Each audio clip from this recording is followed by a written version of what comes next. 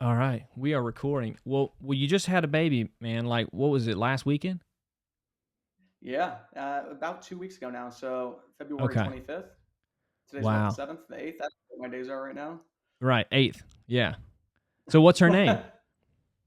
Her name's Olivia. Olivia Olivia. Valentina Hunt. My wife is originally from Russia, so Oh, Valentina okay. came from that's my grandmother's name, and we thought, what's a better way to bring the heritage in than bring one of the names in, one of the Absolutely. non-crazy names, not Svetlana or something like that, you know? Right, right. Nothing too Russian spy. Right. Yeah. That's cool, man. So how much say did you actually have in Olivia? Actually, it was one of my original ideas when we both Okay. talked about having a baby. So we'd always Yeah. talked about kids ever since we first started dating. We're the weird couple that set our goals up way ahead of time. So when we first met, we kind of went through the three things that you're not supposed to talk about: money, sex, religion, all that kind of stuff from the Yeah. first date. We get it out of the way. Hold on, Do you you want don't talk kids? about sex first date? I'm gonna write this down. No sex Right, first date. exactly. That's funny. Well, that's So awesome. You we guys were got that out of the way. absolutely, yeah. Yeah. And literally around that time, we were like, yeah, we both want to have kids. Do you have any names picked out that you've ever liked? And we both loved Olivia, and we've always just talked about it ever since we started dating to when we got engaged, when we got married. Of okay, one day we're gonna have baby Olivia. To the point where we'd never picked out a boy's name, and we were like, Got it. there's a 50-50 chance here it's not gonna be Olivia. Yeah. So we We're should good. probably find a boy's name. Yeah. Did you guys But ever we made settle it. on one? No, No, just never even got to it. no. There's like three that are like, maybe. Yeah. That's funny, man. Yeah. Yeah, it's fascinating. I'm a personal trainer out here in LA, and not everybody I train's married, right? Yeah. So you're dealing with people's relationships and hearing all this stuff, and I was just raised where first date, you talk about religion, you talk about sex, and you talk about your future. Like what is this? Is this something that you want to do for marriage? Or are you just, is this just seeing each other? Is this just casual? What is this? Let's But not waste any it's time. yeah, it's fascinating how many people don't have that conversation. I And I'm actually like, just heard from a friend that's going through their friend's going through a divorce right now because they got mm, married, and a year in, the wife goes, "Hey, yeah, I want to have kids," and he goes, "Well, I've never wanted to have kids." I'm like, "How did this never come up? How did you yeah. go through 2-3 years of dating, get engaged, do the whole wedding thing, and you've never talked about kids? How did that not make it into the conversation?" What was the answer? There's no answer. Yeah. I don't know. there's no real answer. Yeah. Yeah, That's fascinating, man. Yeah. I would I mean to my own detriment. I mean that will end a potential relationship that you want to keep going, when you bring up that stuff. absolutely. So, Yeah. We had both come from long-term relationships too. Not that we're super old or anything like that, but we yeah, both yeah. had dated in high school and that kind of stuff. We were both in 4-year long relationships. Okay. So when we met each other, it wasn't the intention that we're like, hey, we want to jump into another relationship. We were both pretty fresh out of those relationships, Right. but we knew exactly what we didn't want and we knew what Yeah, we did that's want more as important. well. Sometimes, yeah. Exactly. So that's why for us, we were like, listen, I just got out of this long relationship. Let's just focus on, okay, this is what I want. If you can meet this, then we can move forward. But otherwise, let's Right. not waste each other's time. Yeah, man. It's but you got to have a strong conviction to have that conversation, and have those things actually mean as much as as they would if you're going to bring them up on your first date. Oh, absolutely. I think going through heartbreak, though, I think everybody that's experienced that knows how difficult that can be and how much of a funk that can put you in. So Yeah. you're not looking to waste any time with anybody, right? And Yeah. we were both not the type of people that just go around and date around or anything like that. Yeah. We were like, okay, if we're going to spend time with somebody, let's make sure it's actually meaningful. That's nice. Yeah, I mean, I I know you're a little younger than me, but I guess you did. I mean, you're what, 26? I'm 28. You're 28. Okay. My dog's barking. 28. So you kind of grew. What's that? I said my dog's barking too, so it could have been mine. Yeah. Uh, but like you grew up in the app era, right? Like Hinge, Not Bumble. necessarily. I was in that unique era actually, right when everything was transitioning. So Okay. I got to experience dial up at a young age, right? You couldn't be Yeah. on the phone and Yeah. the computer at the same time. Yeah. Uh, I got to experience AIM. I got to experience YouTube coming out in 2005, and I was still pretty young. But Yeah. regardless, I still got to experience all that. I was born in 1994, so I was Right. 11 years old when that happened. Yeah. And 2006 rolls around, the iPhone comes out. It was this big thing. I'm in middle school. The Yeah. iPod Touch comes out. That's what the cool kids had. But I'm still in the era where the Sidekick was cool. Yeah. Yeah. In fact, I delayed myself going to college, and I was talking to some kids about sidekicks in college. I made a joke about it, and nobody laughed in the class. That's I was like, funny. "What's going on?" I'm like, Damn. "Am I this old now? Have I missed the wave? Sidekicks aren't cool anymore." Yeah, man, it goes quick. I used to coach a wrestling team, and I was dealing with all these little kids, and I mean, things got outdated so quick. Like even Oh yeah, words that are cool, you know, I'm they're so like, out "Oh, of you're so when I go old." to areas, I'm like, just fill me in. I'm like, what's cool to say? Yeah. I'm like, do we say bet still? Like I just learned that one. They're like, Right. nah, bro, Yeah. it's not that Yeah. anymore. We got to say this. I haven't even figured out like what cap means or no cap. Do you know about that one? I still I Yeah. still don't get it. And they Yeah. change Yeah. they change every single time. That's the problem. Yeah. Yeah, they do. Um, I'm gonna pause this for a second. My dog literally just threw up everywhere, so You got I'm it? gonna see if she needs to throw up again. I'll be right back. Yes. Okay? Got it. That was crazy. My dog just Oh yeah. projectile diarrhea everywhere Oh outside. man, it's always the most convenient times too, so that's good. Yeah, it's funny. We've been trying to get this podcast going for so long. The moment we do it, my dog's just shitting everywhere. Oh man, you're right. And then I got a baby. I'm like, okay. Yeah, Didn't yeah, realize my wife had her nails done. I'm like, okay, let's get the that's schedules back funny. together. Yeah. Well, dude, people are watching this probably don't understand why we're talking, but we're both a part of a real estate community, right? And Great. still trying to catch my breath from sprinting outside. Um, and that's how I found you and your wife. You guys did a podcast with one of the guys, Marlon, who is also a part of the community. And it's just like we joined in September or August. And up until joining, we talked earlier, but we had no real estate background, no understanding of that, but a desire to understand money, right? And make money work Yes. for us. And it's it's a weird thing that, like, Courtney and I were talking the other day. It's like a lot of times when you're younger and people are telling you to think bigger, it's cool and all, but it's like if you don't, like, the more that I've understood about like creative financing and buying real estate that makes money with your money, that's actually the number one thing that's made me think bigger. It's actually the Yeah. education, the information. I think the hard part about that too, sorry, my charger fell here, but I think the hard part about that is when people say you got to think bigger, you got to think bigger. So one of the first books that my wife and I read on mindset, obviously Rich Dad Poor Dad, but the next one after that, which was a hype book, was the 10X Rule by Right. Grant Cardone. Cardone.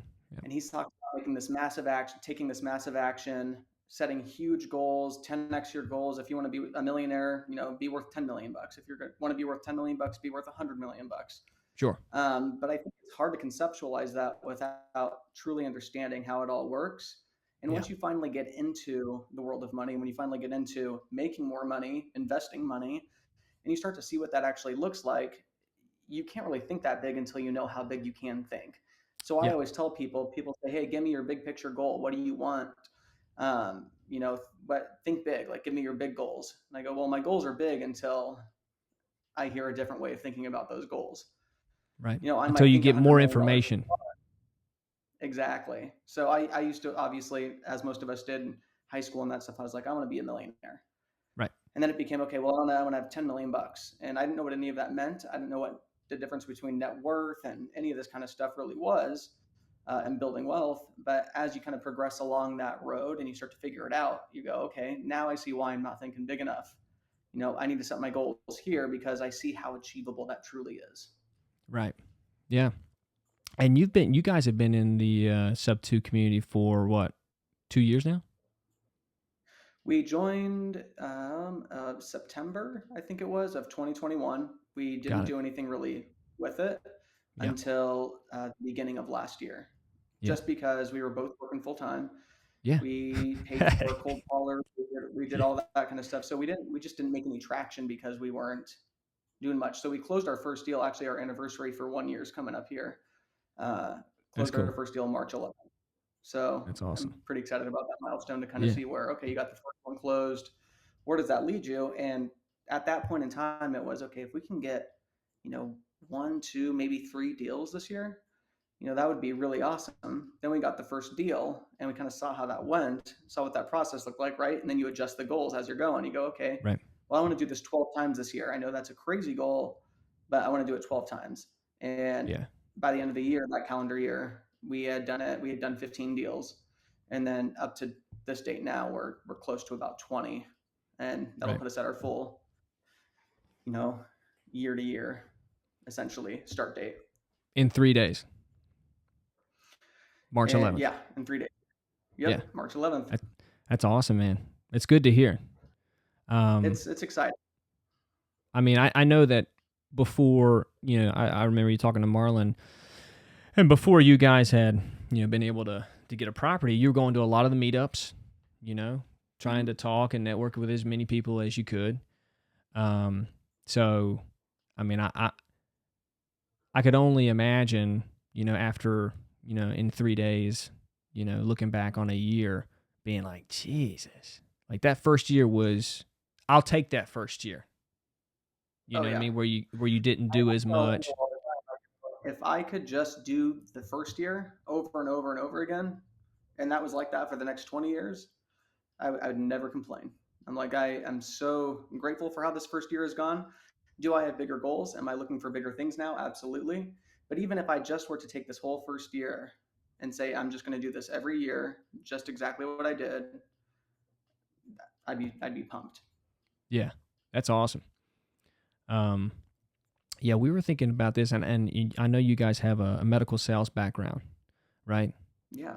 Um, I Courtney and I, we both are trainers, and she managed a gym out here, and for a few years, and we didn't. I think what was interesting because I had tried to do some e-commerce stuff. We kind of talked about that, right? And those are different skill sets that you had to bring together, right?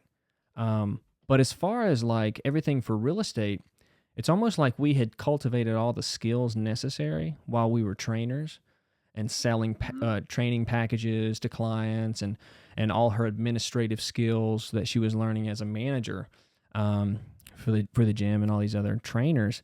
It actually set us up to potentially, like, we haven't bought any houses yet or anything, but to potentially kind of have everything within the skill sets needed for real estate already there.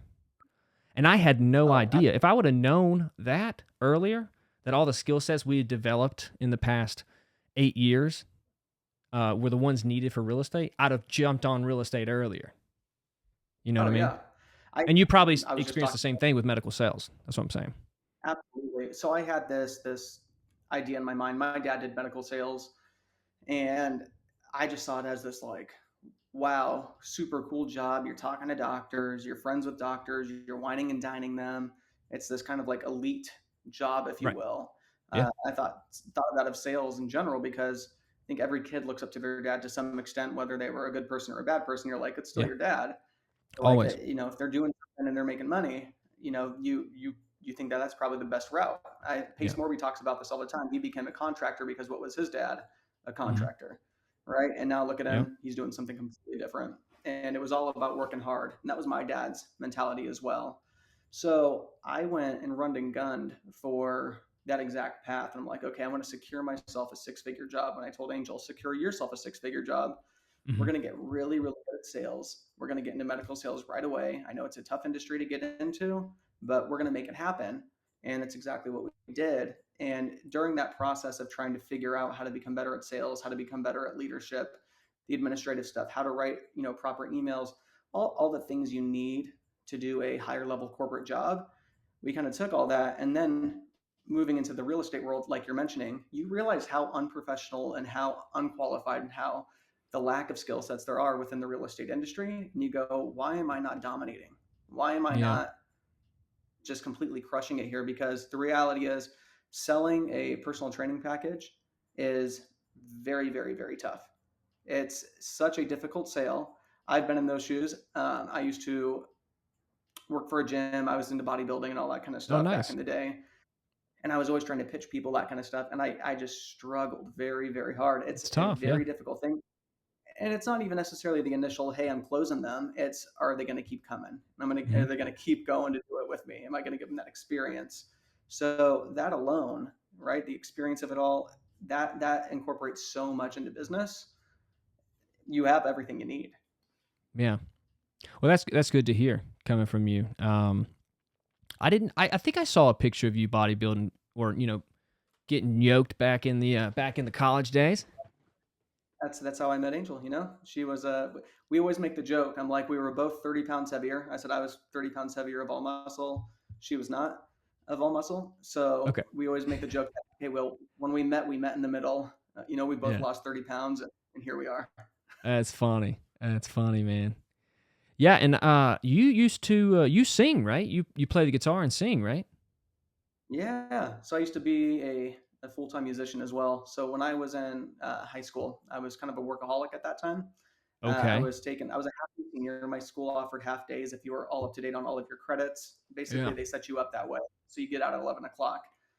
And I was stupid and I didn't sign up for all the senior credits. I was very irresponsible in that way. So all my friends were in these classes that if they were taking English, they were getting college credit for it. If they were taking math, they were getting college credit for it.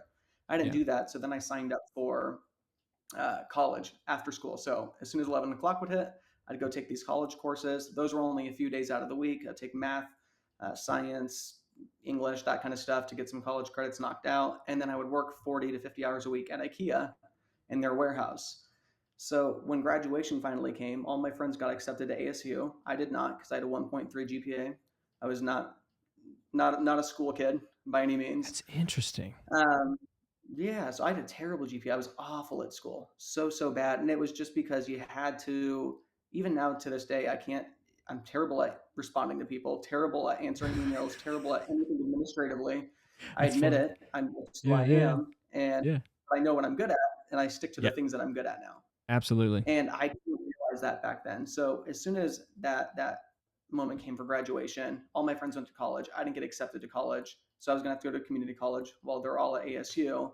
I was like, I'm a musician. I love music. I have a huge passion for this. I'm also a workaholic. Instead of me going to school, knowing that I'm going to go to school, then get a job, and get out, I'm going to give myself 2 years to just fully pursue music. If that means I'm eating ramen every single night, that means I'm eating ramen every single night. And so that's exactly what I did. I moved in with a few friends of mine that I was in a band with. We called it the band house. Yeah, yeah, Did that, party every single night, had a blast, got basically all of that kind of stuff out of our system. And then fast forward, 2, 3 years later, enrolled back in school, knocked out all of my schooling in 3 years, ended up getting almost straight A's the entire way through because I actually had a purpose for wanting to get it done. I was like, I'm yeah, going to do medical sales. I'm going to make money. So I'm going to do medical sales. So I knocked it all out as fast as I possibly could. And as soon as I got into medical sales 2 years later, I was like, I hate this. This is awful. I'm doing real estate. yeah, yeah. So I got a few questions there. That's pretty interesting. So what made you, one, not interested in grades when you knew that to get into medical sales, like your dad, there was some type of education that you had to maintain, right? Yeah, I am a self learner. Absolutely. I don't do well with Okay. structure. And that's why Yeah. I struggled in the corporate world. Did I do well in sales in the corporate world? I always was top of the company when it came to my sales quotas, but I just didn't do well with the structure of it all. Again, terrible at responding to people, terrible at answering emails. That's kind of a big deal in the corporate world. Yeah. Got to do that, right? Got to check the Yeah. boxes, and I was not a box checker. But that's how I was in high school too. I could go into a whole different rabbit hole of home life and all that kind of stuff. But Yeah. the way that I operated was that I'd get home from school and I was into BMXing. I was into all sorts of stuff. So I'd take apart my bike. I'd research the parts. Then I'd go do something else and I'd research that. Okay, now my car broke down. So I'm going to research that and figure out how to do that. I loved self Right. learning.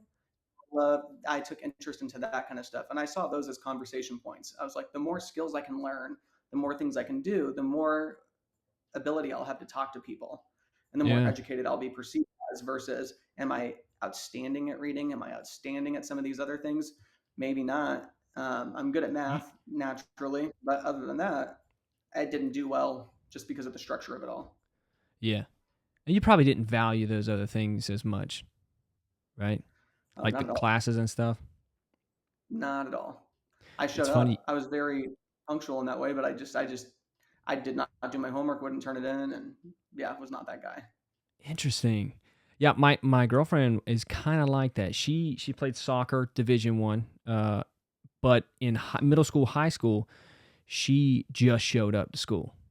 It was she had to go to school to play soccer. You know what I mean? And Yeah. she just didn't give a fuck about her grades. And I think when she graduated, somebody made a comment to her like, "Oh wow, you're graduating? I can't believe that you passed," or something like. She was like, "Hold up, do people think I'm an idiot because I just don't apply myself to this because to me it's just necessary to play soccer?" And she was like, "Damn, I think they do." So when she went to college, she was like, "I'm going to actually care." And so she got, I think she was maybe a 4.0 or something like that, and like all kinds of honors in college, but the complete opposite of what high school was. Oh yeah. That's exactly how it was for me. People perceive me as dumb and all these different things because so much of your identity at that time is Great. tied to academia and how that Yeah. works. And Yeah. I hate school and academia. Yeah. We've talked about it before. Angel was a straight A student. She was the girl that if she Okay. got a 98% on the test, she goes to the teacher and goes, "Okay, I followed everything to a T." She's like, Yeah. "Could you explain to me where the 2%, markdown came from?" And she'd make the Right. teacher go line by line and go, "Okay, actually, I guess you did deserve 100%." Whereas Right. me, they'd be like, "Hey, you got a 60," and I'm like, "Dude, that's great, That's great, man. Can I go home? great, we got it in, we did it. Like I turned this one in. We This is did it. good." That's good. Yeah, We did we it. Yeah. That's hilarious, man. But I think it's so fascinating, like the education system and what's actually applicable to like what's necessary to build a business and create wealth. Like, hmm I mean, think of like really, really think hard. I don't even know the number to this, but like, what percentage of actual grammar school is necessary to do what you're doing right now? none, Yeah. none, I mean, you know, because might it's need to all read. yeah. You I was need to saying, read a little yeah, bit. you want to be well spoken, you want to be confident in what you're saying, but you don't need to be a wizard at it all. And I had this Yeah. perception. My parents are divorced, and I have my mom on one end that was a single mom, struggled to raise and all that kind of stuff because she was by herself. And then I have my dad on the other side who married a doctor as well. They were very, very wealthy. And for them, academia was everything, right? Because Right. with the doctor, right, my stepmom went to Berkeley, UCLA, Loyola, all the top schools that you had to be, top of your class, always with the valedictorian of every class, was the chief residency officer of her class, like all the things. So academia was absolutely everything. So Yeah. I Yeah. valued money and I valued myself based off of a lot of those things. Mm. But you realize as you get older, you're like, wait, that means nothing. Nobody cares if I can give you the definition of somniferous, you know? Right. Right. And what does that mean? Who cares? You're never going to use Can I it. get it in a And even sentence? if you, people aren't really going to understand it, most people. Yeah. Yeah. Yeah. For sure. That's very fascinating. Yeah. I mean, I think about that all the time. I'm like, it's so fascinating how much you didn't need to learn, or I think more importantly, how much time you spent in school that wasn't Mhm. necessary. Absolutely. Yeah. Absolutely. And that's why I spent all my time outside of school, just as a natural draw. It was learning anything else I possibly could learn. So Yeah. I was always trying to gather friends. Hey, let's start a lawnmower business. Let's do this where we'll go to Craigslist, we'll buy the lawnmowers, and then we'll go mow people's lawns. And we'll do. It was always trying to do something different than what we were doing there, and nobody ever kind of took to that. They wanted to, okay, let's get our good grades. No, we're going to get into this college. No, we're going to do that. And I'm like, man, okay, Interesting. yeah, I guess. So you always had that, like, or when did your mind kind of shift and be like, I can start a lawnmower business? Um, it was all in high school. It was definitely like 15, 16, 17 years old. all Oh, around those you time wanted to go frames. on a That's date. when I was That's what Steven wanted to do. Steven wanted to go on a date. yeah. Well, I knew there was a few ways to win over girls, right? So most of those things Oh back in yeah. those days, right? They all stem from how do I get a girl, right? Yeah. So same thing Absolutely. with music. I saw Drake Bell from Drake and Josh, that TV show, Yeah. and he was playing the guitar, and all the girls in the TV show loved him. I was like 7 or 8 years old. I was like, I got to learn Got guitar. I got it. to learn guitar. It's what my life's about now. It only Yeah, so I that's why I ended up getting into music Yeah. initially, and then I ended up falling in love with music and realized it was an awesome, path for me in that way. But same Right. thing with money. When it came to high school, I was like, okay, if I want to take a girl out on a nice date, I don't want to take her to Outback Steakhouse. I want to take her to Fleming's. I want to take her to Mastro's. How do I make a little bit more money? Because making Subway sandwiches is not gonna, afford me a Hmm. $50 steak each. Yeah. That's fascinating. Did you have anybody in your life that was kind of like business savvy, other than your dad in medical sales? What's funny is that my dad, as the person that I would say was the business savvy one, but as I become an adult, we have a very difficult relationship. We don't talk. But I reintroduced him back into my life That's how about you really 2 mature. That's how you really Oh mature. yeah. Tension. I cut him off when I Tension with your was dad. 15. What Yeah. So I cut him would off you when I say was you 15, moved 16. out? Yeah. Yeah. I stopped talking Wow. to him completely when I was 15 or 16.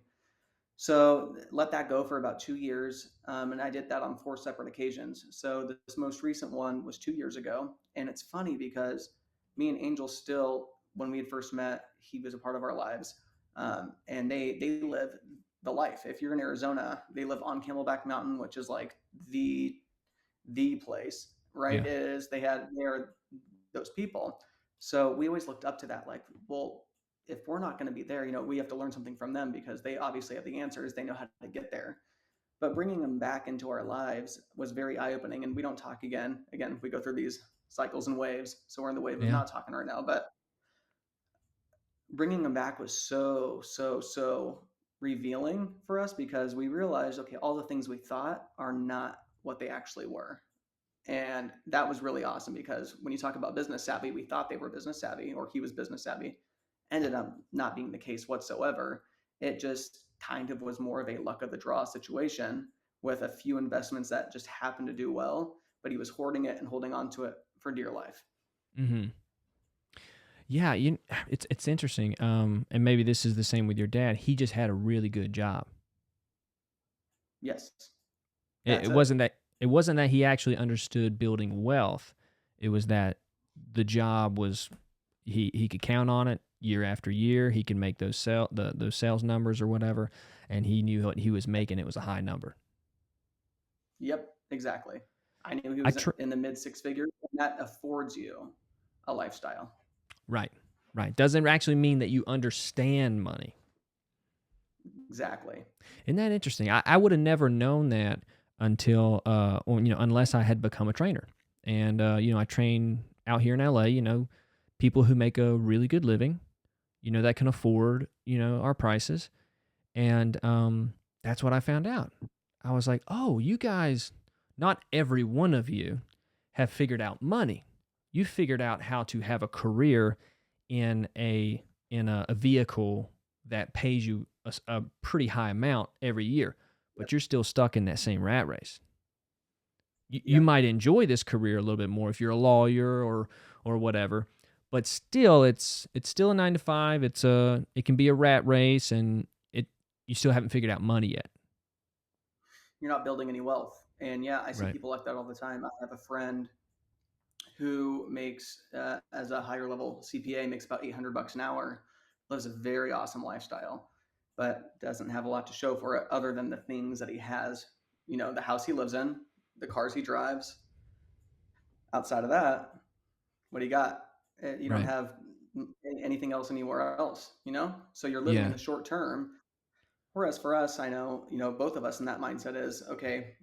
I'm willing to not live that lifestyle right now. I'm willing to delay that gratification because I know that if I can push that off and until I'm in my 40s, right, I can live that lifestyle and never think twice about it. I can be in Bora Bora and look at my phone and go, oh, look at that, another deposit of $200,000 this month. It's great. Yeah. Yeah. Exactly. Exactly. But, and as you've realized, right, you're playing a different game now, right? Absolutely. Completely Um, different. And it's funny, I was just listening to this thing because a lot of us again want money because we do want some of the flashy things. That's just the reality. Yes, I want freedom. Yes, I want the ability to provide for my family at a high level, but we also want the luxuries in life. A lot of us do, at least. Sure. And Sure. it's funny because the wealthier you get, that I found, the more you don't care. I cared way more about my wife rocking a Gucci purse, 5 years ago, because of how it made us feel and how it made Yeah. her look, versus now, we buy our bags at Target, and Yeah. we have we have 50x the money that we had back then. Yeah. Yeah. And I think that, and you tell me if I'm wrong or not, but like you now see that that money could make you more money. That money that you spend on Mhm. that whatever purse, that Gucci purse or whatever you said, I don't know the name brands. Uh, Yeah. but that you know that 5 grand could be 25 grand in 6 months. Oh, absolutely. And you see how fast you can multiply it. Once you prove that to yourself, your confidence skyrockets. That's why I firmly believe it's like, okay, when you get that first deal, that's the hardest part. Because once you get Yeah. the first deal and you make it work, you go, well, holy crap, I just proved that to myself. And now I'm putting myself in situations where I'm taking on way more risk. Hmm. And that's because I know I can perform on those things that I'm doing. I'm taking a lot of Right. my deals and I'm restructuring them and pulling a lot of money out. Does it increase my payments? Yes, but I know that I can take that money and 5x it in a year. And I'm like, why wouldn't I do that? Why wouldn't I use that money to go buy 5 more houses that's going to pay for the increased cost? Yeah. That's awesome. I mean, that's where we're at. We're stuck at right before our first property, and we Yep. keep saying that to each other all the time, every weekend. After 5 days of just waking up at 4:30, 5 a.m. every day, coming home at 7 p.m.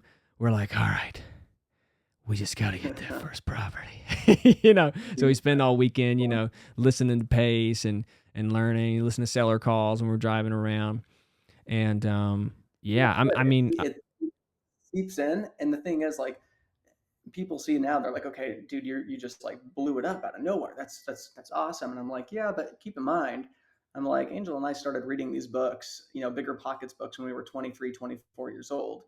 yeah, We'd been on this journey. We were learning it. We were looking at deals on Zillow, talking to realtors, doing everything we could, not understanding anything that we were doing, not hmm, really truly understanding what a burr was, not truly understanding what anything was.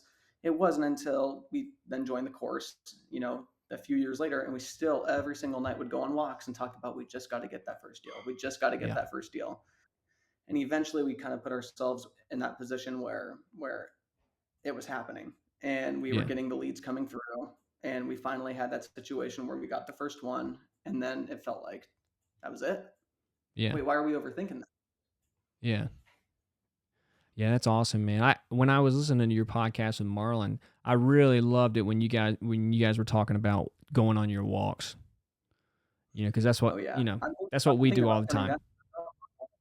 that. What's that? Yeah, I said I'm thinking about even turning that into our own little podcast, strapping a thing on the stroller now that we have that, Dude, that'd be and perfect. just film my talks. Get one GoPro. Exactly. Yeah, that'd be You can perfect, throw the man. phone up there, man, get some mics, get some, Yeah, lab mics. yeah, yeah. One of my favorite podcasts. You ever heard of Kevin Nealon? Yeah, He's a comedian. Have you seen his podcast? I haven't seen it, but I know who he is. So he's stand up and he lives out here in LA and he just takes people on hikes. And he's got a GoPro Yes. and he's mic'd up with whoever and it's some, other comedian, musician, whatever. And it's such talking and walking is unlike sitting and talking. Yes. As much as I love podcasting and sitting and talking, there's something magical that's different about walking and talking. Hmm. Well, your brain fires more, right? So there's studies that were proven that obviously your brain is more active while you're walking. So Steve Jobs talks about that a lot. Whenever he would talk about business ideas or business plans, he would always go for a walk. So he would always make Steve Wozniak go on a walk with him. Mm-hmm. And that kind of sunk in with me a while ago. I pace around regardless when I'm on the phone. So now anytime I'm talking to a business partner or anybody, I go out into the backyard, I get sun in my eyes, I get sun on my skin, and I just walk around the pool or I walk down the street. I find that I think more clear. I'm more creative. I'm more whatever I need to be I'm just better. I'm more on my game if I'm walking around versus Yeah. sitting on a Zoom with a bunch of people. Right. Yeah. It's that's one of the hardest things for me, going through all the Zoom videos Hmm.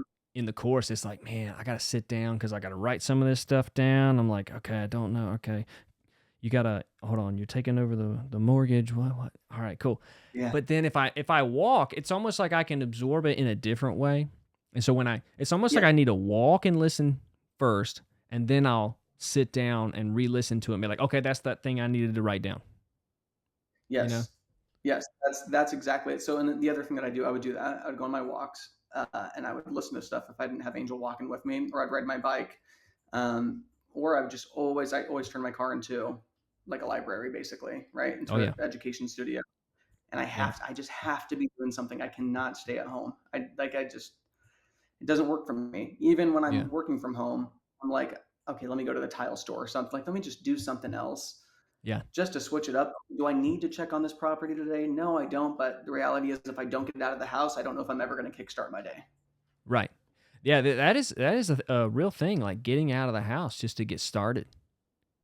Yeah, Like it's tough. I'll yeah, yeah. Some days like a Sunday or a Saturday, where I might not have sessions in the morning, um, I'll be like, you know what? I'm gonna just wake up, have some coffee, listen to a good conversation between people, or listen to some real estate stuff. But if I don't get out of the house, I still feel like I'm just not me yet. I need to Yeah, get out of the that's it. house and then come back, and then do everything I I just said feel I was gonna do. driving down the street, I don't know what it is. Throw me in the car for 10 to 15 minutes and let me get back. And I'm like, I don't know if it's that pep in my step of like, okay, there's shit to be done. Like I Yeah. just came home, Right. something, Yeah. there's things that need to be done. I Yeah. don't care if it was going to get milk or whatever the case is, right? We go to the pediatrician appointments now a lot. Yeah. So I'm not checking on a lot of the houses, but we go to the pediatrician appointments. And those are at 9 a.m. sometimes. Sometimes they're at 11 a.m.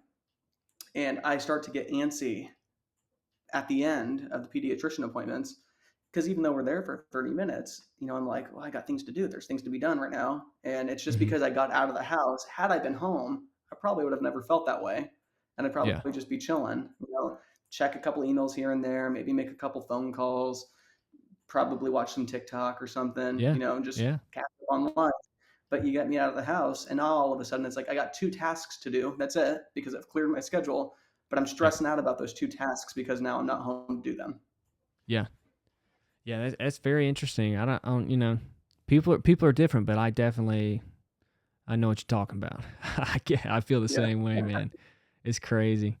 oh, I it's thought good. about doing that hiking podcast idea. It's such a great way to do it. You Y'all should should. definitely jump on that, man. Yeah, Walking your I'm really baby and talking. You know what's funny, we're man? really trying to up Go the ahead. social media game really too. So for me, Up the I what? just our social media, all that kind of That's right. stuff. We only show like 10% of what we're doing. Yeah. And it's because, again, I'm terrible at administrative tasks, but we're hiring somebody on to do that now. So Yeah. all I have to do now is put my mic, my lav mic or whatever, use the phone or Mhm. use just another camera, a DSLR or whatever, and just record myself going through some of these houses. And I'm like, I might as well just also record us going on our walks Yeah. and just do that. Maybe we don't have to do a full blown podcast because we like to talk about our own lives too.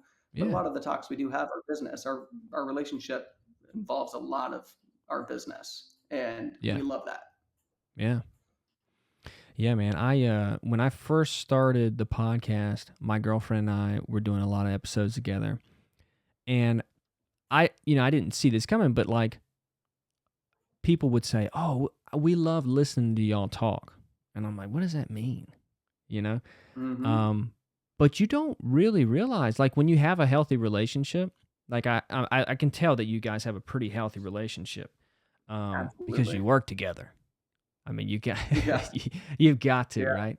Um, but but a lot of people don't have that, you know.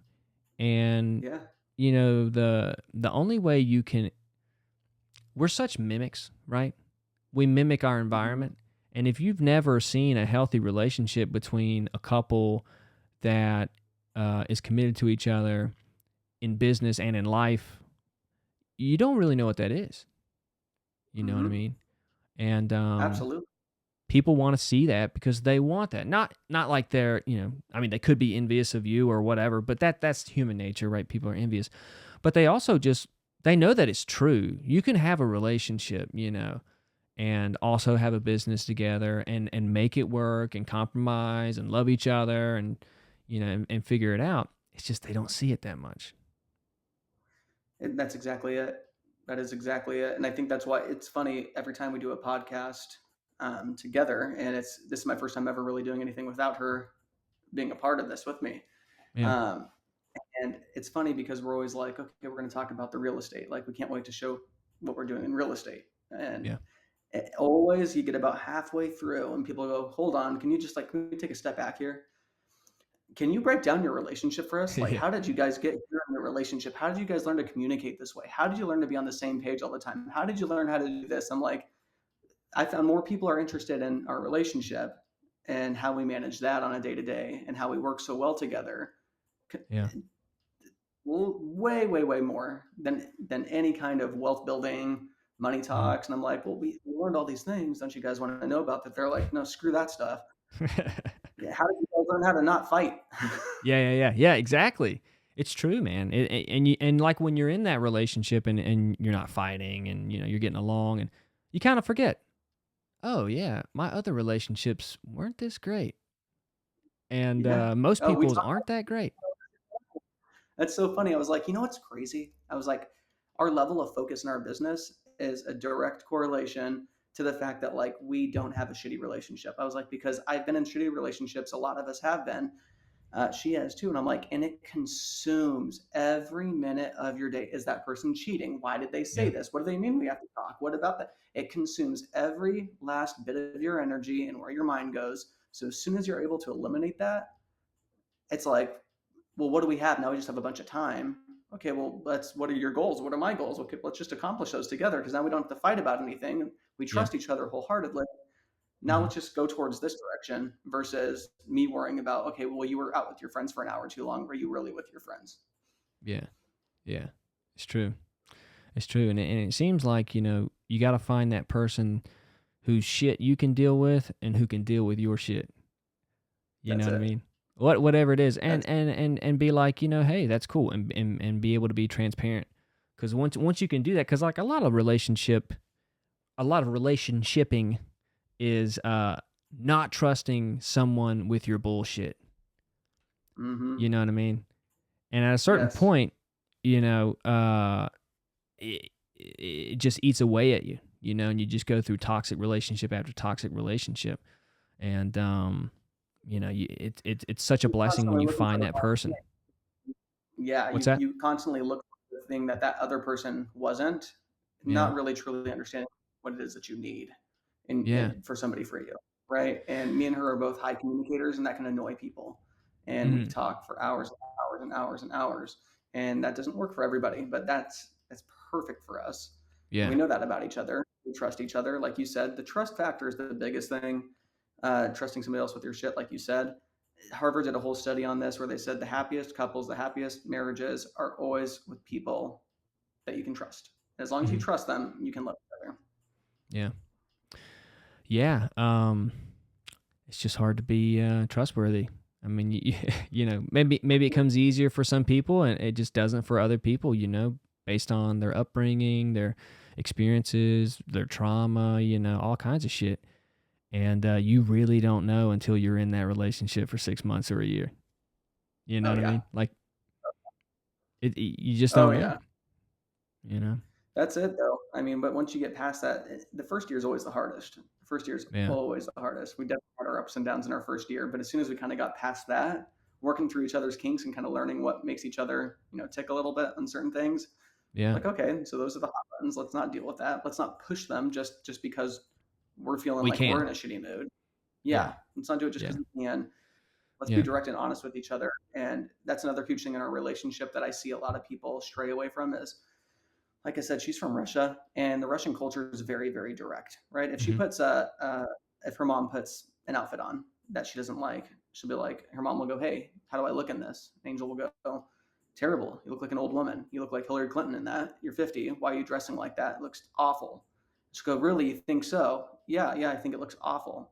Okay, thank you so much for telling me. And it's like that kind of stuff. But Okay. Americans don't do that. We're No. like, oh, you look good, but it's not my favorite, but but you still look great and all that. So we Yeah. don't sugarcoat anything either in our relationship. We're very direct. If I'm gaining a little bit of weight in the wrong way, she's like, yo, you're getting fat. So Yeah. let's chill out on the beers. You're having a little bit too many of them. You were a little bit sloppy at that last party. That's like, you kind of look like a wreck. Like, Right. not your best look. I'm like, okay, thank you. We don't take any of it to heart though. We don't Yeah. take any kind of that criticism or that feedback or that directness to heart because Yeah. we know we love each other. And that's the biggest thing. So Yeah, you're committed to something bigger than that momentary, like, I'm gonna get him to make myself feel better. There's a bigger picture yeah, that you're committed to, right? absolutely. Yeah, and I think that's Absolutely. the only way you get past that, the petty shit. Oh yeah. Well, and then once Yeah. you get past the petty shit, you make it past that stage, then you kind of go into that mindset of like, well, how you don't find anybody else like this. Like, I'm not going to go through this with somebody else. Like, I trust you so much. I love you so much, and Yeah. why would I do anything to really threaten that? Because this right here is very special now, and I Right. would never do anything to ruin that. Yeah. Which I And you think guys, further builds your trust, right? yeah. And you guys probably admire each other too, you know. Oh yeah. Um Oh, we have Angel's each got other up. what's that? You hype each other up. Yeah, exactly. It's such a strange thing. I mean, not acting like I'm some fucking guru here, but like, it is a weird thing when you see couples that don't want to hype each other up. I just don't get it. Oh, Yeah. that person, I've had some couples, they don't share bank accounts, they don't share any of those things financially. And they're like, well, if they're not going to invest in their 401k, they can work at Walmart down the road. And I'm like, well, hold on. I'm like, you guys are going to be 70 and you're just going to retire and your husband's going to work at Walmart? Like, come on. Like, let's be Yeah. be real about it. Is that really Yeah, going that to happen? And like, I don't know if you set yourself up for success in that way. right. Yeah, I mean, you got to admire each other. And maybe just some people aren't that worth admiring. I mean, I don't know, but like if you're with somebody, that I feel like that's the best way to go about a relationship is, find someone that you admire but don't compete with, Yeah. you know? And we do not each other. That's a big thing. We ran into that really early on was the competition, and it hurt both of us. And none of us we didn't talk about it really until a Mhm. little bit later because we both had we were strong people in that sense, but we both went for the same job this one time. Angel went to a career fair when she was in college and was going to do an interview, and she's like, "Hey, you don't have to have a college degree for this sales job. You should also apply for it. Maybe we can both get hired." And what ended up happening was that they were only going to hire one person, and we both interviewed for it. Mhm. And I ended up getting it. And she was like, "Oh, I'm so happy for you. That's great." And she was kind of not stoked about it, right? Of She's like, course. Of "Damn, course. like what did I do wrong? How did you get it and I didn't get it? What's going on there?" And then shortly after that, she got into medical sales, which was both of our goals. And she got into medical sales 2 months later. And then I'm feeling like, well, now I got this like low level sales job, and you're doing these big things over here. You're Yeah. you're traveling. You got a company car. You got the life that we're talking about, and I'm just this entry level sales role over here. Right. So we went through a few of those things, and then we realized very quickly we are like, okay, let's snap out of that. We're That's we're good. working together towards this future Yeah. and this goal. Let's build each other up. Let's both learn sales really well. Let's both dominate at both what we're doing, even if Mhm. every job that I get, Angel ends up getting a new job making more than me. It happened every single time. So if That's I fun. if I had to, it's awesome. It's super I think cool. so And too, I'm man. I'm That's people are great. like, is that weird for you that your wife makes more? And I'm like, absolutely not. No, Dude, she I've deserves always said it. that. I want my girl to make more than me. It's awesome. Yeah, cuz she's I'm like, she's mine. more dialed in. I'm like, she can play the corporate game better than me. She does all the things way better than me. I'm like, so she Oh yeah. deserves to make more. Oh yeah, absolutely, man. Courtney's that way too. She knows that how to talk and how to keep her emotions at bay, and you know put up with people's bullshit. And I just want to go train people. Just get out of my face. Don't tell me what to do. I'm not gonna tell you what to do. So just don't tell me and let me do my job. But you recognize that too. You recognize your guys' differences, and I'm that way too. I'm the action taker. I'm the let me do it. Let me do it really well. Let me be the best at it. And but that's it. That's it. Stops there, and I'm done. And Angel is very much so, yeah, the other way. She's a big relationship builder. You know, people, everybody that she works with wants us over for barbecues and for their kids' birthdays and this and that. And that's just not me. I've never have built those types of relationships in my life. But we Yeah. recognize that just like you recognize it with Courtney. And now when we go to networking events, she's like, okay, I don't understand real estate at the level that you do, and I don't do it at the level that you're doing it right now either. But I'm really good at talking to people, and she's really good at bringing people in. So she'll go and she'll network, and she'll make 50 friends.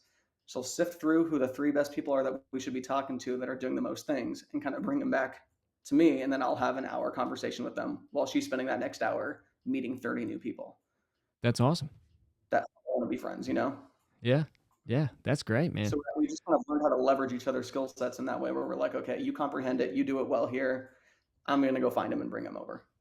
Yeah. Isn't it funny how a relationship changes the longer you're in it and the more you focus on that bigger goal of like commitment in marriage, long term, trusting, supporting, like all those words just become different. Like they're like the way you define support now as opposed to a 20-year-old kid, it's like Yeah.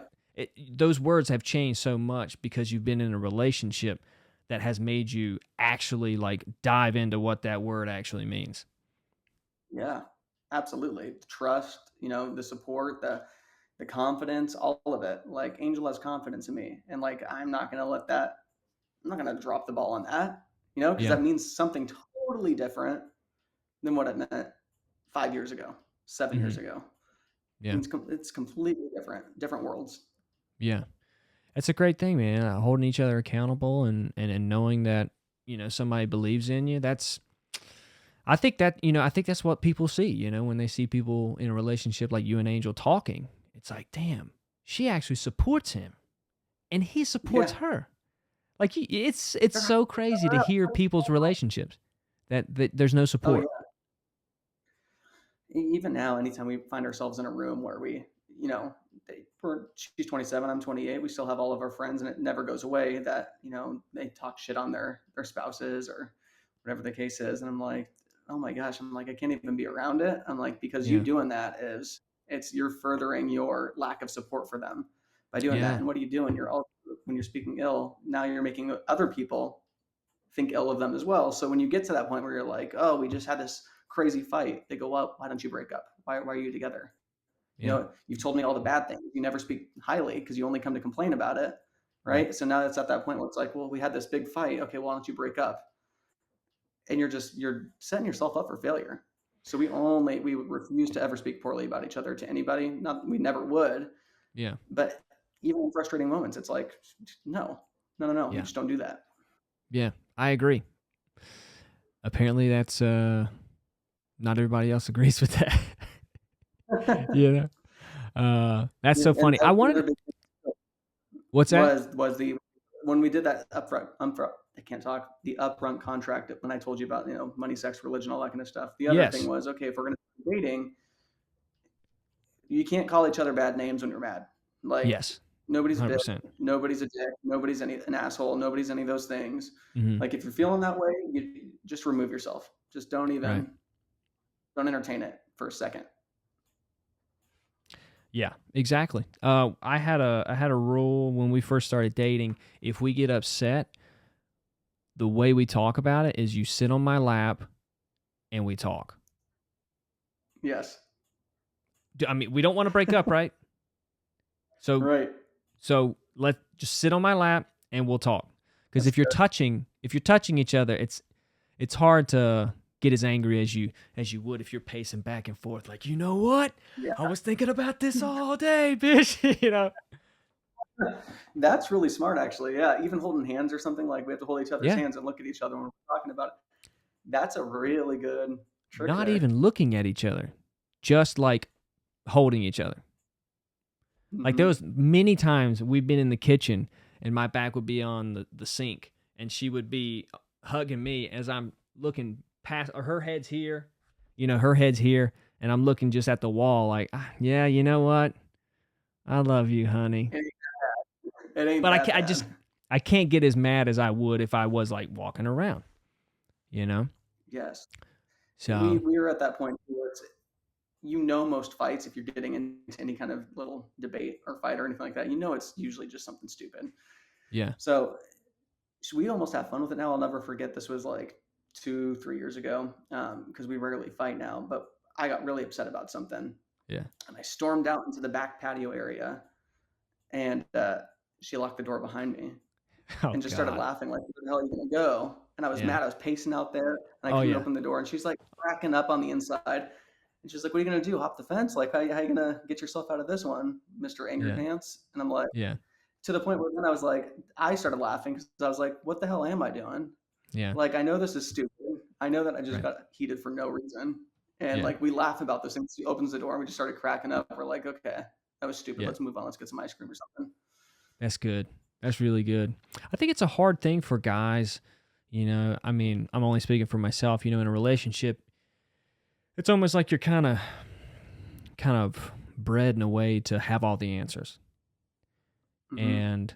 And the moment that you don't, and a joke is thrown your way, not even a mean joke, but like, just a joke. It's like, Hmm. hey, you don't know how hard I'm trying to know everything. Okay? Yes, yeah. I'm the problem solver. That's what I Yeah. do. And I'm creating Yeah, this problem now. Okay? So I should be solving yeah, it, but I'm creating one. yeah. Yeah, relationships, man. That's it, dude. But I always, even in those moments now, I'm like, just let me figure it out. How are we gonna do Yeah. this? I don't know, but give me a day. Just give me a day, and I'll get the Yeah. answer for you. If I can't You seem explain to you like how to do this, I don't know how to do it. Yeah, you seem like you got a very engineer based mind, mechanical mind, where you can find the sequences and kind of put puzzle pieces together. Is that right? That is much so. Yeah, kind of how my Yeah. brain works. Very creative person in that sense too. Creativity kind of flows. Like I said, when it came to music, Mm-hmm. everything was patterns, and I was very good at recognizing patterns and how things work. So sales was very easy for me because it's just patterns. You're just Memorizing a recognizing, pattern. okay, there's only so many ways that they can answer the phone. There's only so many ways they can respond to me after that. Okay, if I ask them this question, there's only so many ways that they can respond to that. So eventually, once you do it enough, you're like, okay, well, I feel like I have this, like you kind of said, sequence figured out. So how can I leverage that to now just guide people? And Right. so I would create sales scripts. I call them sales guides, where I've just put a Mm-hmm. keyword. I'm like, I want you to have a conversation with these people, and I would do sales trainings at my companies, and I'm like, I want you to have a conversation with these people, but don't do it based off of a script, because then you're not going to be yourself. You're not going to sound like Cody, right? Mm-hmm. You're going to sound like me if I write it out Yep. for you the way that I want you to do it. And 9 times out of 10, a sales script sounds like HR wrote it in the first place. And I'm Oh like, yeah. that's just not how you do things. It's awful. Yep. So I'm like, these are the keywords. You're going to answer the phone like this and just say, hey, what's going on? Right? Let them talk. And you're going to guide them by asking them questions. You want to know what they need, how they need it. That, like, I just write out 5 or 6 who, what, when, where, why, how kind of stuff. Mm-hmm. Right. And I'm like, and then phrase it however you want to phrase it, but know that you can't go on to step 2 until you've had a conversation answering all of step 1. And then when you get to step 2, you're going to answer these 3 things. So that way, when you get to step 3, there's nothing on the table. You've had such a genuine conversation with the people. People are like, how do you handle these objections? I'm like, 9 times out of 10, I don't run into an objection, because I've had that conversation leading up to it, to where people trust me that I've guided them in the right direction. Yeah. And that's all it has turned into. And that's how I view everything in life is, okay, how can I just sequence this to make sure that I don't have to, you know, reinvent the wheel every single time. I can just, it's very Right. repeatable every time. You've extracted the most important aspects that will give you the most efficient, like streamlined conversation, A to B, uh, um, Absolutely. outcome. Right. Absolutely. And people Yeah. love expectations in a process, I found as well. Like, I used to be really scared of that in sales, So I always would set expectations for people up front, and I would always explain what that process is going to look like. So this is how Right. the conversation is going to go. First, I'm going to talk to you, or first, I want you to explain to me what it is that you do. After that, I'm going to tell you just in 5 minutes what it is that we do. That way, they're talking 70% of the time. I'm talking 30% of the time, Hmm. right? People love to talk about themselves. Then I would just ask them, okay, so you did mention this when you said this is what you do. How do you do that? Well, this is how I do it, blah, blah, blah, blah, blah. Oh, that's really interesting. So if I understood that correctly, you did this and this and this. Yep. Okay, perfect. My apologies if I delay a little bit. I'm writing down some notes. I want to make sure I understand everything you're saying. So I would always do that. And I would always just take notes on the key words, what they were Hmm. saying. I'd always pause, never feel like I had to have an answer for them and go, sorry, I'm pausing. I just want to make sure I got that correctly and repeat things Hmm. back to them. And they feel heard. And it would just become very, very easy that way. Yeah. Yeah. You just described the selling process. I mean, that's Yeah. as basic as it can get. I mean, really. I mean, Yeah. it's funny when we were taught sales at the gym that we were working at. It's a Equinox. Have you ever heard of that? Yeah, absolutely. Okay, That's where all the so celebs go. yeah, so that's those are fun conversations. But Right. Courtney and I were at the Santa Monica location, and then she opened up the Culver City location. I think she was there for 3 or 4 years, and but yeah, when we were taught sales there, and I was like, "Ah, sales. There must be something I'm missing because this is sales at an Equinox. You know what I mean? Like Mm-hmm. sales at like a medical rep spot or something like that. Maybe there's something different there, or insurance, or something of it, right? And then I got on a call for I was gonna I was looking into getting an e-commerce business to help me run ads and stuff for a Mm-hmm. product that I was trying to sell, and they used the same sales script that I was taught on me for the whole hour we were on the phone. And I was like, wow. And I was like checking it off in my head. Yeah, we got to that. We got to that. I'm like, is he doing the same thing? And he did. And that's when I kind of realized, damn, sales is, I mean, there's pretty much, there's a universal way of doing it. There's different tactics, obviously.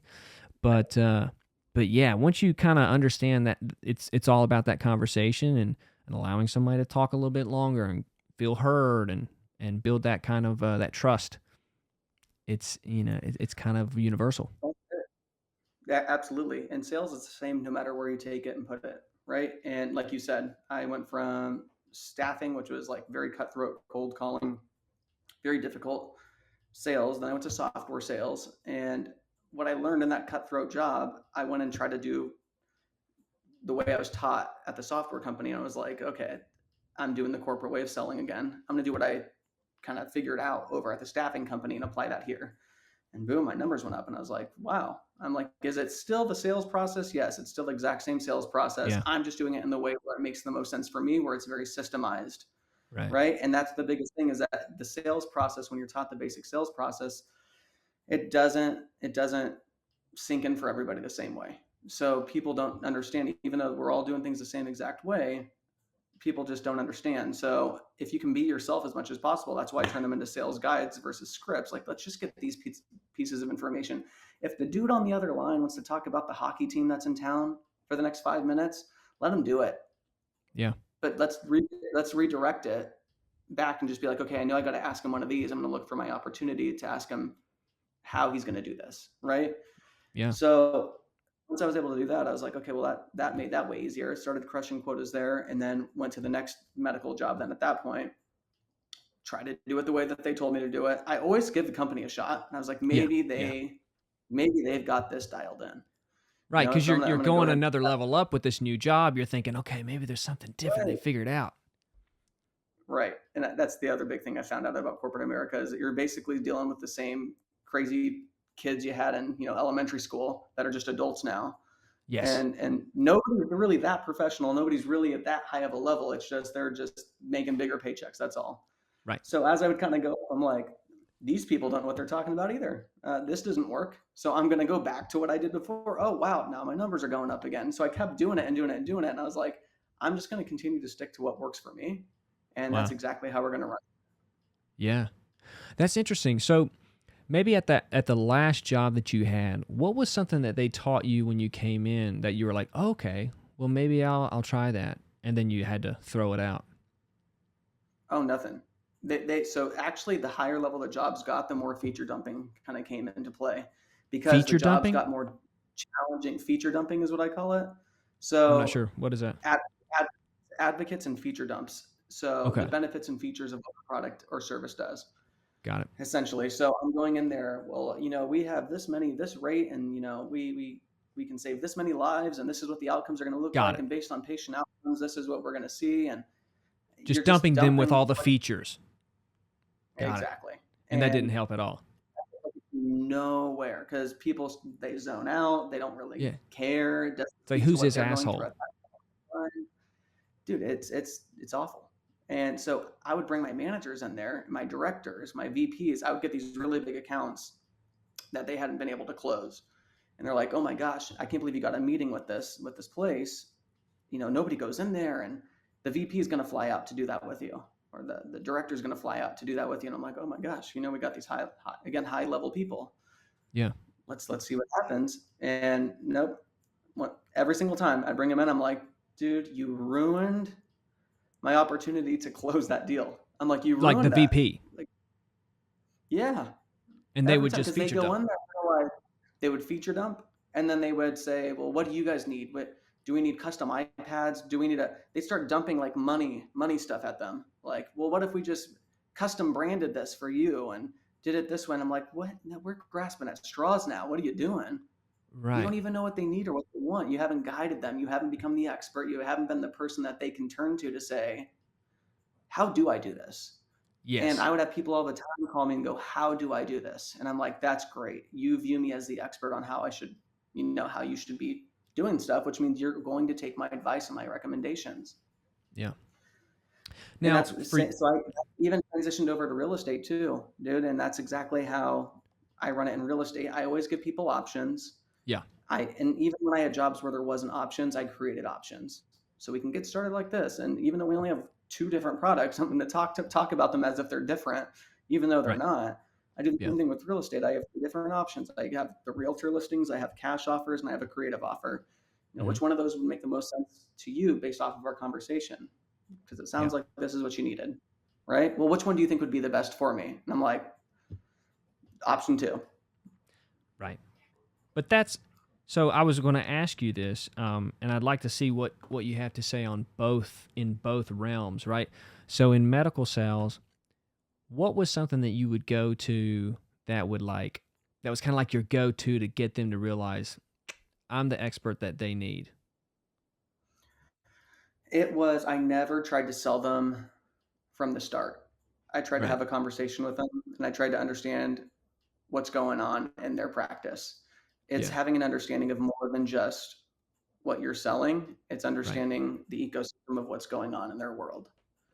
So if they're really, caught up with patients and they can't see anybody and they're getting these false results, which happens a lot in the medical world, it's a little bit of a different sale because it is more relationship focused versus, okay, I'm closing a deal. You're hoping for that reoccurring referral, almost, if you will, right? If you're in Yeah. pharmaceuticals or if you're in diagnostics, it's not closing a deal right then and there, but understanding their business and how things work and coming back to the table with things for them in ways that you can provide value to just not being a resource in one way, but in a multitude of different ways. Even though you're just selling this product, you're helping out everybody. You're spending time with the staff. You're just helping everybody get through that process and just being a resource there for them. Got it. So more of like just really connecting with that specific doctor's business and his office, Right. his or her Well, office, and I or never, I never focus just on. So there's a hierarchy. The way that works too is okay, that the doctor's the head honcho, and the doctor knows they're the head honcho, and there's an ego that comes along with that, right? for sure. The bottom of the food chain there is going to be your schedulers, your MAs, those types of people, but they are big influencers in what's happening. So you can look at business to business in a couple different ways. You have your top down approach, which if I'm selling a software, if I'm doing something like that, typically I'm trying to get somebody a little bit higher up saying, this is what we're going to do moving forward. So for a lot of offices, if you had doctors that were you had a little bit more of an ego going into it. You wanted to get these advocates for you. You don't want to be the one advocating for your product. You want them to be the ones advocating for your product. Right. So when they're the ones going, I really like to use this product, the doctor's like, well, what is this new product? Like, why are we switching things up here? Well, it's way better because of these reasons. And they're the ones almost selling it for you. And you're just the guy that's there that's helpful. So the doctor now wants to kind of talk to you and go, okay, well, I keep hearing about you. I keep hearing about this stuff. Can you just tell me a little bit more about that? Because they seem to really like it. The process is really easy for them. I've taken products where it's like way more difficult than what they're using already, but I've simplified that process for them so that it seems easier. They're perceiving it as easier because I was able to break it down and simplify it. And then to them, they're saving time, which is saving them money, which means they can see more patients. So it was a completely different sell in that sense. Still the sales process, but you're selling everybody individually first and working your way up to get, now we have the doctor saying, oh, we're only going to use them. And that becomes the standard protocol. Right. Right. That's fascinating because that's literally what you're doing in real estate. It's exactly what I'm doing in real estate. Yeah. I was trying to see like what's the differences here between the two, and I'm like, oh shit, there's not much. None. There's zero. Yeah. So it's exactly the same thing because we do business to business, obviously. Yeah. And I told Angel, I was like, okay, everybody's doing one thing in real estate. Most of them are going direct to seller or they're talking to agents. They're all going towards the same exact thing. I was like, let's do something completely different. Let's take our skill set of building these relationships in the medical world and how that works out, these long-term relationships. And that's what we're going to do. And so we brought a partner in because I was getting inundated eventually with too many meetings and I still had to manage all of our flips and our projects and everything. I was like, okay, so you're going to do this now. You're going to build these relationships. And he wasn't getting a lot of traction right at first, to the point where he goes, okay, I don't really know if this is the best route, if this is something that we should be doing. I don't think this is going to generate a lot of leads. Yeah. And as he's saying that, the phone rings and it's a referral. And we ended up getting that house. And then the next week got 2 referrals. And the next week he got another referral. And I'm like, when's the last time you had a meeting? And he's like, it's been like 2 or 3 weeks. And I'm like, and you just got 2 or 3 more referrals, right? And you didn't have to be there. You were just driving around and somebody called you and said, hey, I got this house. Can you come take a look at it? And they were like, he's like, yeah. I'm like, so maybe we shouldn't stop doing that. Maybe we should kind of continue that going. I was like, just wait until you really win them over and they're only going to send every single person to you. I was like, that's when you know you've done it, when you're inundated and you don't have, enough time. Yeah. That's awesome. And so it was almost like you just had to get a couple deals going, work with a few businesses, and then it's like boom, boom, like referral base. Yeah. And that's the best business. Oh, it's the best business, because the hard part when you're going direct to seller is convincing the person that you're working with that you're the right person to work with. It's one of the hardest parts, and building that trust and them not feeling like you're going to screw them over. But if I have a Fortune 500 company that's referred me over to you, right? What are the odds I'm going to close that deal? Yeah. Yeah. Pretty darn high. Yeah. Yeah. I mean, you've been validated. By somebody I've had people go, I don't really know what this means entirely, but I know Brookdale wouldn't refer somebody that would screw us over. Mm-hmm. Right. Cool. Awesome. So there's trust. But also, let me help you understand what it means too. Yes, exactly. Yeah. If we're signing closing docs right now and you still don't understand it, maybe we should talk about this again. Right. Exactly. That's interesting. The fact that they feel that comfortable is something. Yeah. Yeah. That's pretty cool. It's funny. I see you and Angel having a lot of success right now.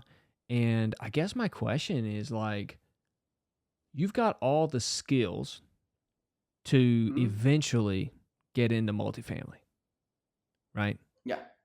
And that's obviously the goal, right? No one wants to just keep doing single family homes forever. Yeah. Am I right? Yeah. I mean, I think to a certain extent, right? Yeah. So there's a guy out here, his name's Zachary Keeps. Okay. He's a huge investor, and he will only do single family homes. He will not do any multifamily. And the guy buys probably 4 to 5 houses a day. Oh, okay. He Well, if you're is doing a that, mon- then what's that? he's yeah. I said he's a monster when it comes to that. Like it's just, and everybody brings him stuff because he's so dialed in now. He called China, gets all of his materials. He can do a full gut flip for like 30 grand. Like new roof, new plumbing, new everything. He's so dialed in on the single family home side of it, where he's like, yeah, wholesalers bring me deals all the time. For me, he's like, I can flip the whole damn house for 30 grand if it's a 2,000 square foot house and make it look like it's to the nines, get great rent. It doesn't have to be the most smoking deal because I've dialed in this other side of it so well. The And contract he's at the side. point now where he has, he doesn't really care even about keeping them. He's like, hey, it's for rent or it's for sale. It's really up to you. I just have fun doing this at this point. Like, I just enjoy my life. And, I'm worth $300 million. So who really cares?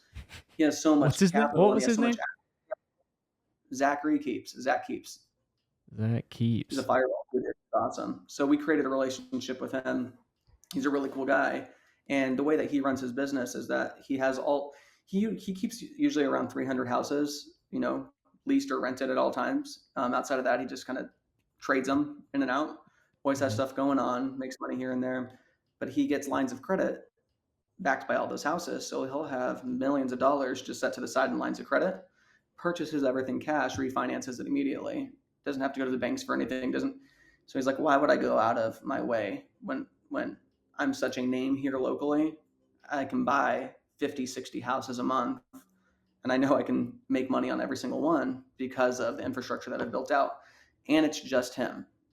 Mm. He has no team members. It is just him and his crews. He self manages everything. He's like, dude, it's just like he's like, I just enjoy doing this world. Interesting. And he gets all his deals from referrals. I'm assuming now. They're all referrals now at this point. Yeah, he Yeah. started like 20 years ago, right when the market was crashing, kind of time Yeah. frame, and really built that up and just crushing it. Interesting. Wow. And you said he gets But his supply. Go ahead. I was going to say, but that is just his. I don't want to do that. Right. I have property managers. I don't want to live that life. He eats, sleeps, and breathes that. That's his. I mean, that's what gets him going every single morning. For Yeah. me, I'm like, this is a means to an end. I want to Same. get to a point where I don't have to do this. I love it. It's a lot of fun. It's way better than corporate America to me. I love being Right. self-employed, but I also don't want to have to do it forever. I want it to be a Yeah. choice. Yeah. And that's the biggest thing. So on the multifamily side of it, I'm not going to rule it out because I always did have a dream of like owning big, massive apartment complexes, but I also don't really care to do that. I don't care to have this massive team because if you're getting into the stuff that Pace is doing right now, Yeah. it's not just Pace, it's Pace, it's Vina Jetty, it's Cody Barton, it's four other people on the deal. Then they have to raise all the private capital, which they get so fast because of social media. But still, there's so much. You have to set up a fund through the SEC. You have to do all these things. And I'm like, you're answering to so many people. I feel like you're almost putting yourself back into that corporate world of like, okay, well, now I have all these partners. I have all this stuff going on. I have people to answer to. I have to make sure the investment's doing well. Meanwhile, I still have to go out and get more of these. Like, I don't really care for that. For me, what I'd Hmm. like to do more of is I've really, really, really enjoyed the Airbnb side of things because we do Airbnbs, not just buy a house and stick furniture in there. We got them down to the studs. They're very purpose built. They're very themed, very, very specific. We give everybody their own private bathrooms. Like we make them such awesome Airbnbs, expecting to get the regular rental rate. That's going for Airbnb, but we know we're going to Hmm. dominate everybody else's Airbnb in that area. And I like making that special experience. I love the hospitality industry. I would never want to own a restaurant or do anything like that, but I love giving people just white glove service in that way. I think it's Mm. just a lost art as well. Yeah. So I'd like to work more into the boutique hotel side of things.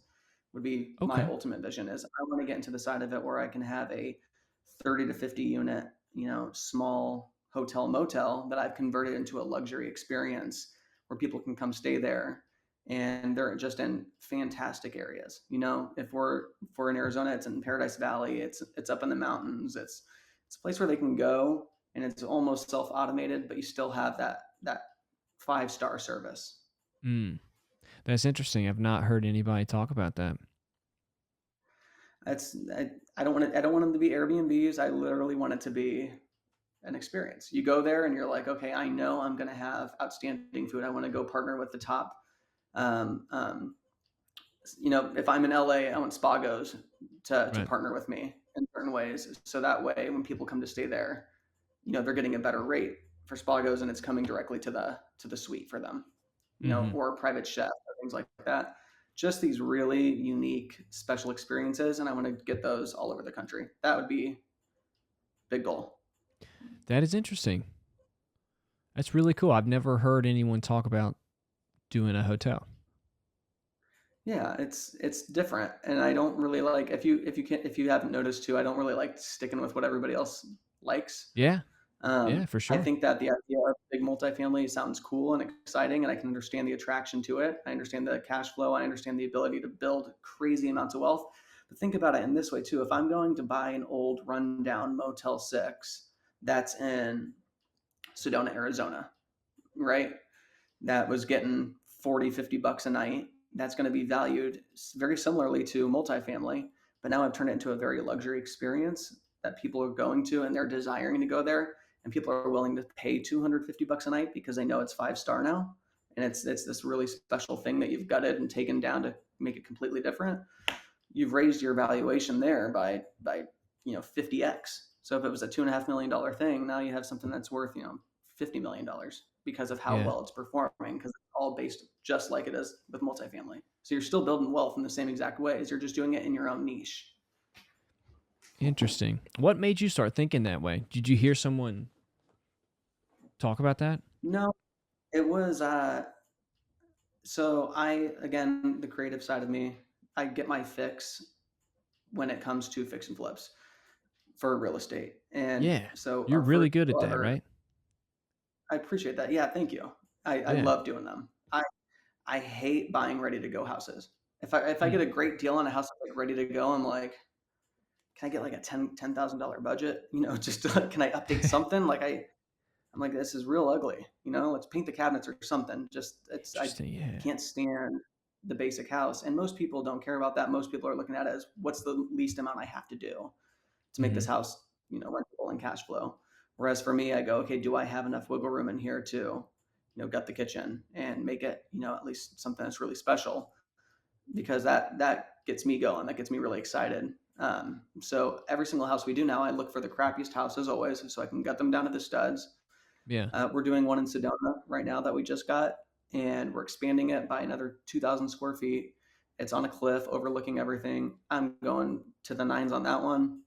It'll be a 6-month rehab. We just got another one in Glendale, Arizona, that we're adding 2 more bedrooms, 2 more bathrooms to, just changing the Wow. layout completely. I would much rather take on those projects all day long because it's way more exciting. I'd rather just start from scratch, redo the entire layout and floor plan, and have them be purpose built. So that way, when Mm. I'm doing Airbnb, like my Airbnbs are booked out until the end of May, all of them right now, because people look in those areas and they're like, oh man, that's really cool. Well, then what happens? You can brand it, and now all of a sudden you have this world of like, okay, I seek out these Airbnbs by this company because I know that all of them are to this standard, Right. right? Yeah. So, and that gives me my fix of like, okay, cool. I got to completely design the house. I got to pick out how the bathrooms are going to look. This one's going to be Santa Fe theme. This one's going to be vintage 50s theme. This one's going to be this theme. But tying it in a way where it's not corny either. A lot of Airbnbs will be like painted walls that look really corny, and it's like, oh, that's fun if you're in your Mm-hmm. 20s and you want to go get drunk there and have a blast. But I'm like, I want Right. it to look like it came out of a magazine. I want people Yeah. that of all walks of life can go there and be like, okay, the kids can still have fun here, and party, and it's awesome. But also, if somebody has a little bit more of a mature taste, they can go, wow, this was really well done. I want to stay there. Yeah. That's awesome, man. That's cool to hear. Um, so when it comes, so you said, you're really into the Airbnb, right?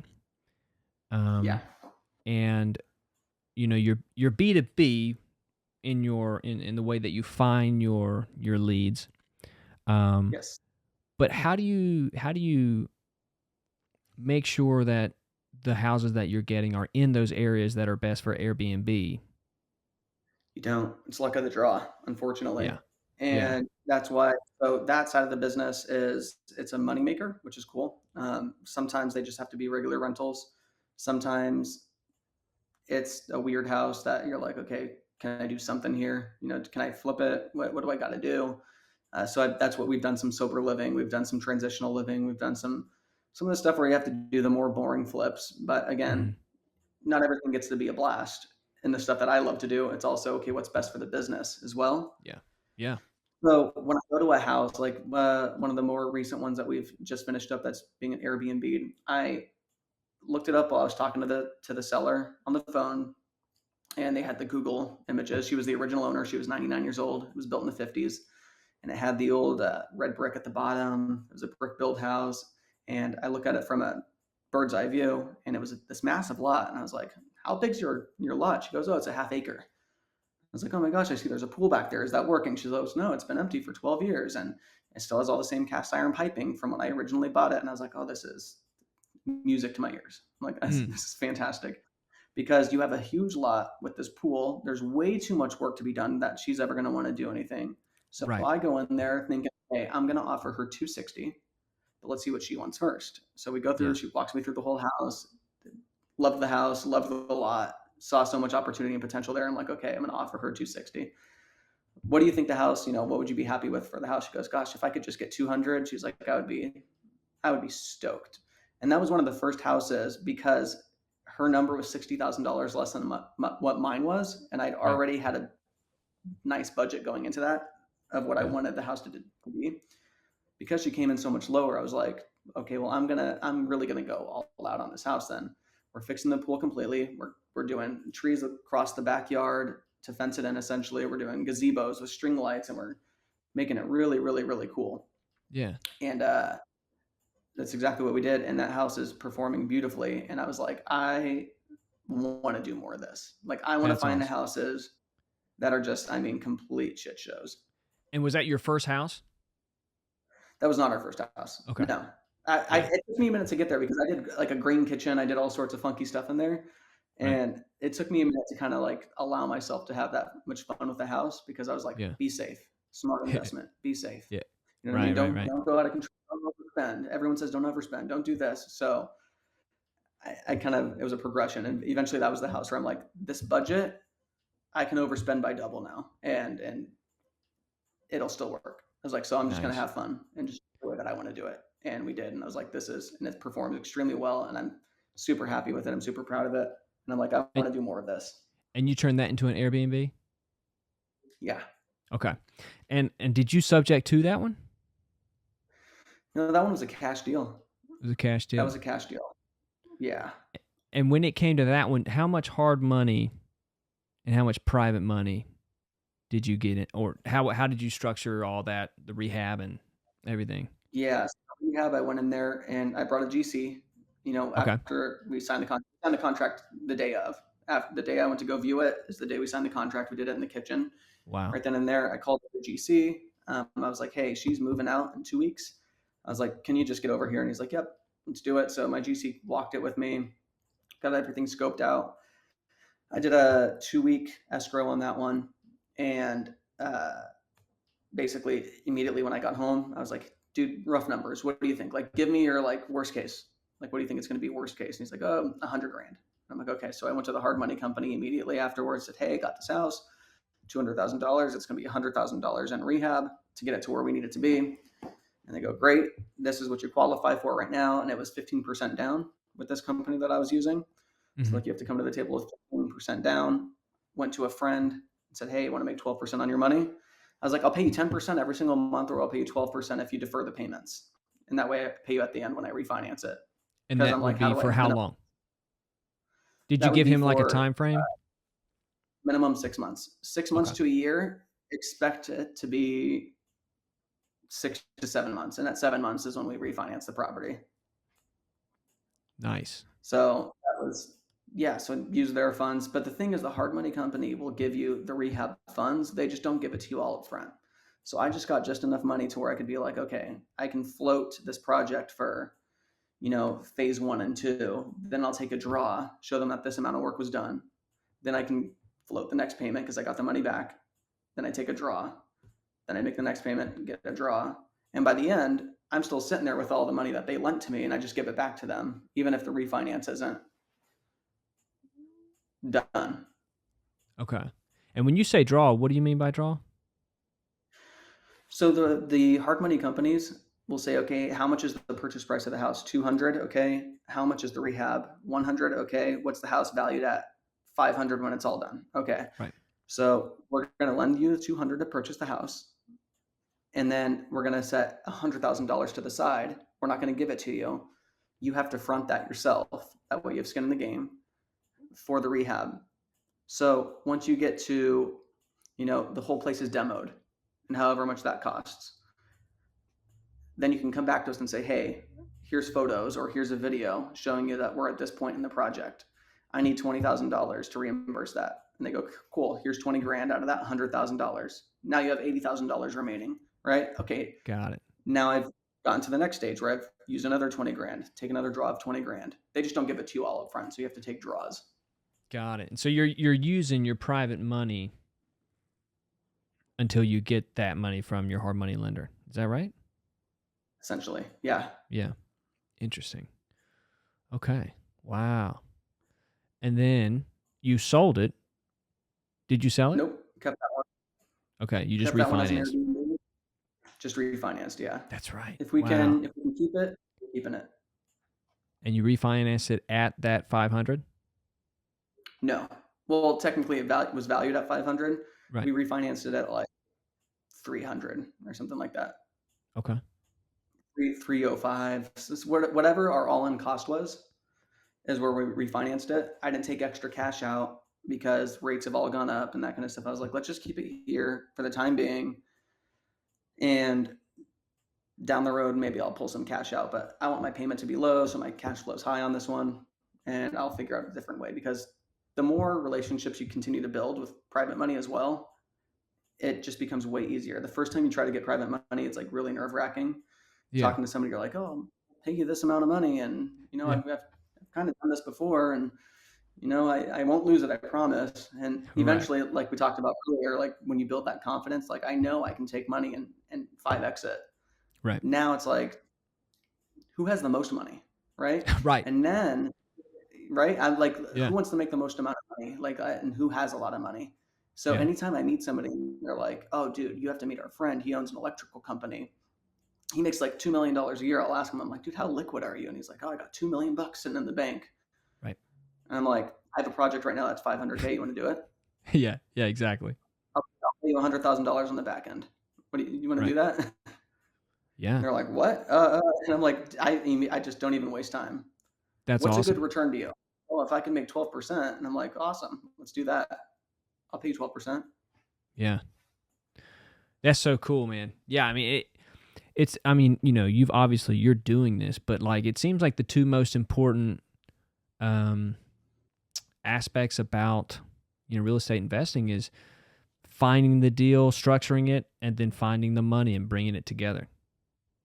Absolutely. Once you get those things dialed in, it's like you're unstoppable. It's truly, when you figure out where the deal flow is going to come from, that's step one. Always, I tell everybody, like, step one, figure out how to get deals. Once you have deals, you're in control. Every deal that comes to me, do I try to purchase? Absolutely, but I don't have to. I can wholesale them. I can do whatever I want to do with those deals. I can turn it into money no matter what. Mm-hmm. But if I can get the deal to the table, and then I can start bringing private money to the table. So there's this deal I'm doing in Sedona, Arizona right now, which is a great vacation destination. And I had to raise $600,000 for it. And my partner ended up finding the person that wanted to bring those funds to the table, but we were both out searching for it. And in our searches, we kept running into people that were like, oh, I got 100 grand, but I don't have 600. Right. I got 200 grand, but I don't have 600. I got 300 grand, but I don't have 600. I'm okay. Well, maybe we can pile these people together, until we had one guy finally that was like, no, I got 600. I'll do it. Let's do it together. Yeah, I'm down. Awesome. Well, what did that do? That just showed me that I have now a pool of 10 people that have 100, 200, and 300 grand. So I called all those people back and go, hey, I know we were really looking forward to doing this one with you. And we had somebody that actually wanted to come in and do it. They saw the opportunity, how great this was. They were willing to take a smaller equity split even on it. So I'd love to bring you in for some future deals. Is that something you'd be open-minded to? Yeah, we'd love to do that. That bummer that we didn't get to do that one, but yeah, let's do the next one then. Great. We showed that somebody else did it. We following up. We're doing that. So now we have this pool of people where it's like, okay, cool. I know I know I've got 100 grand there. I know I've got 200 grand there. I know I've got 300 grand there. It's just a matter of when the right deal comes to use Right. those people. Yeah. And I try to That pair the right house with the right person too. what's that? I said I also try to pair the right house with the right person too. You have the young dudes that make a ton of money. They love a good ego stroke. Get them a super badass house in a badass area. You know what I mean? So that way they Mhm. can show it off to their friends and that kind of stuff. You have other people that are just really focused on the numbers of how secure is the investment? What's the exit going to look like? What about this? Yeah. That's give them a boring house. Right. Yeah. That's pretty cool, man. I bet that is it's almost like in a video game when you've unlocked like a bonus level or something. You're like, "Oh shit. I'm in like It's rarefied air." yeah, it's like super surreal feeling. Like when you see hundreds and hundreds of thousands of dollars drop into your bank account from somebody else that just wires it. Here it is. You're Yeah. like, whoa, Yeah. you just sent that to me. That's wild. Well, man, I know I told you I'd only hold you for an hour and a half. We've gone a little over, but man, this has been a great conversation, Stephen. And I think if somebody actually watched this, they'd be like, man, I wanna do deals with this guy. You know what I mean? I'm being honest. Absolutely. I'm being honest, man. I mean, there there's people who act like they know their shit, and then there's people that like really know their shit and are trying and like, you can tell the intention behind it. And I mean, that's the first thing I saw with you and Angel when y'all talked to Marlon. Like, you guys were on top of things, go getters, not looking to screw anybody. Like, you know, That's and when not the game. and when you're talking about like a lot, like high amounts of money, people get more scared and like kind of hold on a little bit more. But when when you find somebody like yourself and Angel that's kind of like, you know, got their head on right, it's less of a thing to worry about, you know. And like you Right. said, like all the all the experiences you had in medical sales and what you're experiencing now in real estate is, building that relationship is everything. Yes. When they see that you're the expert and you really are the expert and you know what you're doing, they're willing to listen to you, and that's what you need. You need people that are willing to commit to you.